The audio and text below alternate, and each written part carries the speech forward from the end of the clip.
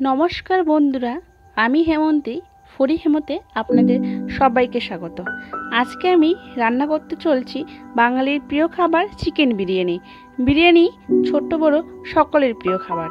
তো চলুন আমরা এখন রান্নাটা শুরু করি। প্রথমে আমি একটা পাত্রে নিয়ে নিয়েছি অল্প চাল, তাতে দিয়ে দিলাম জল। এখন আমি চালটাকে ভালো করে ধুয়ে 30 মিনিট ভিজিয়ে রাখবো। এবার আমি চিকেন ম্যারিনেট করার জন্য নিয়ে নিয়েছি কয়েক টুকরো চিকেন। এরপর দিয়ে দিলাম লবণ, দিয়ে দিলাম হলুদ গুঁড়ো, লঙ্কা গুঁড়ো, জিরে গুঁড়ো,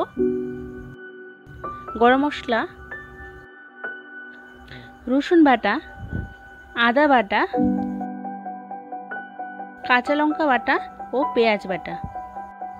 এবার টক দই দিয়ে সবকটা উপাদান ভালো করে মিক্স করে নেব।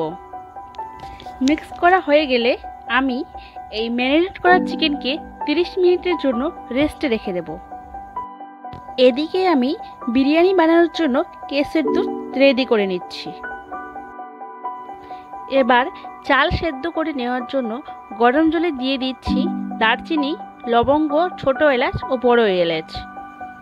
দিয়ে দেব তেল, লেবুর রস। এরপর দিয়ে দিচ্ছি ভিজিয়ে রাখা চাল। অন্যদিকে একটা পাত্রে নিয়ে নিয়েছি কয়েকটা আলু এবং আলুটাকে ভালো রং দেওয়ার জন্য লবণ ও হলুদ গুঁড়ো দিয়ে মেখে নিচ্ছি। এখন আমি একটি কড়াইয়ে সামান্য তেল দিয়ে পেঁয়াজগুলি ভেজে নেব।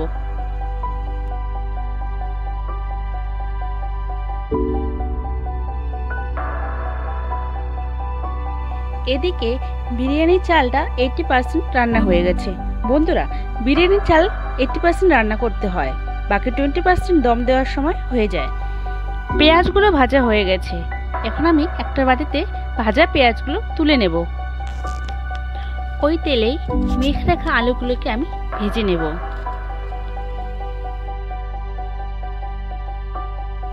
এখন আমি কড়াইতে ঘি ও তেল গরম করে তাতে গোটা গরম মশলা দিয়ে ম্যারিনেট করা চিকেনটা রান্না করে নেব।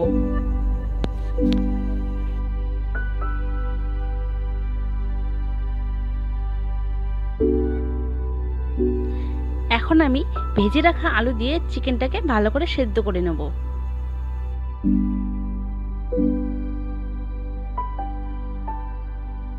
আমার চিকেন কারি রেডি হয়ে গেছে। এখন আমি এতে কয়েকটা সেদ্ধ ডিম অ্যাড করে দেব।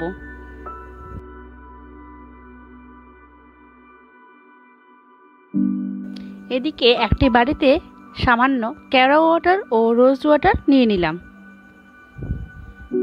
এবার বিরিয়ানি লেয়ারগুলো তৈরি করার জন্য পাত্রের গায়ে ঘি মেখে তারপর চিকেন কারি ও রাইস দিয়ে প্রথম লেয়ারটি তৈরি করে নেব।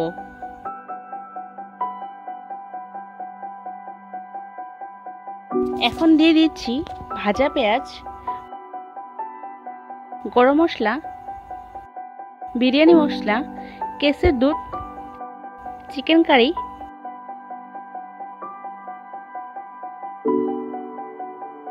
এবং ভাত।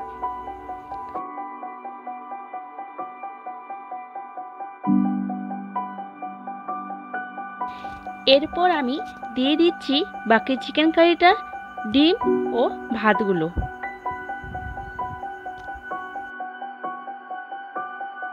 সবার উপরের লেয়ারে দিয়ে দেব ভাজা পেঁয়াজ, ঘি, কেসের দুধ, লেবু রস,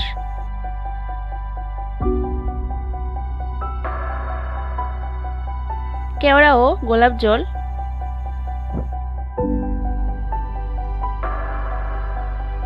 বিরিয়ানি মশলা।